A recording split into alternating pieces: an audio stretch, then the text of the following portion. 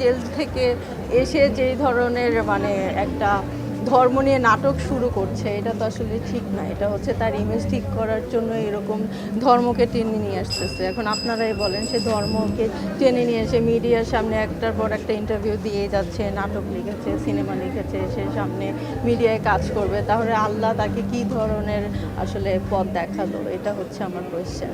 আর বাংলাদেশি মানুষরা তো হচ্ছে মানে একটু বোকা-শোকা, মানে বোকা বানানো যায়। একদম ধর্ম টেনে নিয়ে আসলে হচ্ছে সবাই মনে করে সে আসলে ভালো। আসলে তো সে ভালো না। তার হচ্ছে ডাবল ফেস। তার মুখে একরকম, মনে একরকম। আসলে মনে সিনেমা চলে। আর সে সবসময় হচ্ছে আমাকে টেনে, মানে ইন্টারভিউর মধ্যে আমাকে টেনে নিয়ে আসে। তো আমি এটা হচ্ছে চাই না সে কোনো ইন্টারভিউতে আমাকে নিয়ে কোনো কথা বলুক। আর যদি এরকম কোনো কথা বলে তাহলে আমি মামলা করে দিব তার নামে। আমি চাই না আসলে সে আমাকে নিয়ে কথা বলুক, আমার ছেলেকে নিয়ে কথা বলুক। এটা আসলে আমি চাচ্ছি না। সে তো নামাজ পড়তেই পারতো না ভাইয়া। সে হচ্ছে যত কুকর্ম আছে এগুলাই করে বেরিয়েছে এত বছর। এতদিন তো আমি মুখ খুলিনি। এখন যেহেতু কথা আসতেছে তো বলছি। মানে তার বাসায় হচ্ছে সবসময় কার্টুনের উপর কার্টুন, হচ্ছে অ্যালকোহল পাবেন।